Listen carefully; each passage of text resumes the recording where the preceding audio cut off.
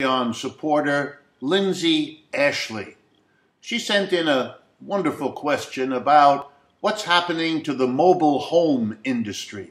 She notes that it's becoming harder and harder for the people who live in mobile homes to continue to do so. It looks as though big investment banks and venture funds are buying up mobile home parks, raising the fees, etc., etc.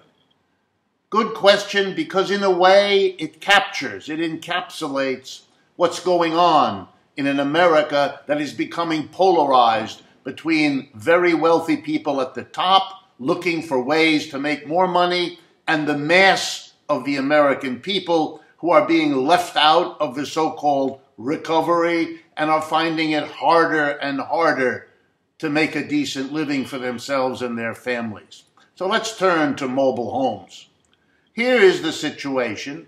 The kinds of attacks that are coming are part of how capitalism works.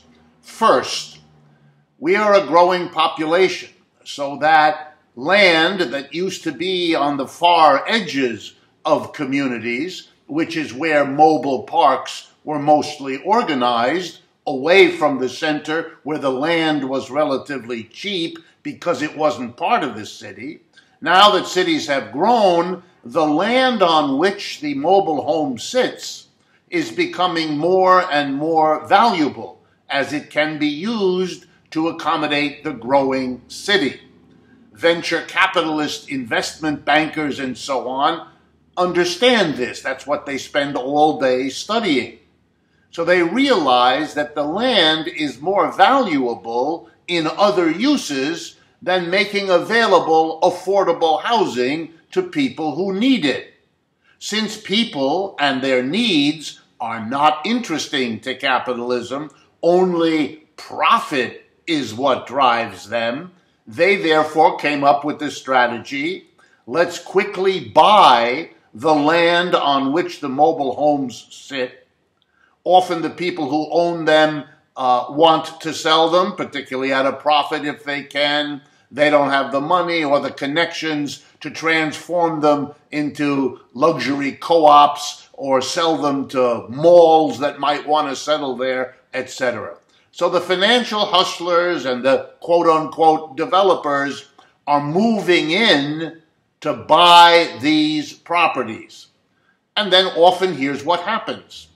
They're going to look around for the best possible use for that land that's more profitable than mobile homes. But while they're looking, they can make a little extra profit by jacking up the fees of the people there, driving out many who can't afford it, but they're not worried about that because the rise in rentals in this country, which is remarkable, and the rise in housing prices, which is serious in many parts of the country, are forcing people who used to rent or own their own regular homes to begin looking at mobile home alternatives. Those people can afford more, usually, which is why they lived outside of mobile homes in the first place. So the hustlers and the financiers can find people needing mobile homes, willing to pay more, so that the people who've been in there for a long time are pushed out.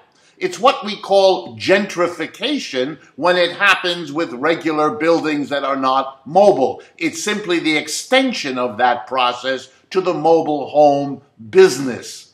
It is a tragedy for the people that are hurt, but in a capitalist system, that's considered quote-unquote collateral damage. A rational society would make affordable housing a cornerstone of how it organizes itself. But we are not a rational society. We are a capitalist society. And there, everything services those who have the money and to want to make more money with it. And that's why mobile homes are in the trouble that they're in. Thank you very much, Lindsay Ashley, for your question. And I hope it's of interest both to you and the rest of the Patreon community. We welcome and appreciate.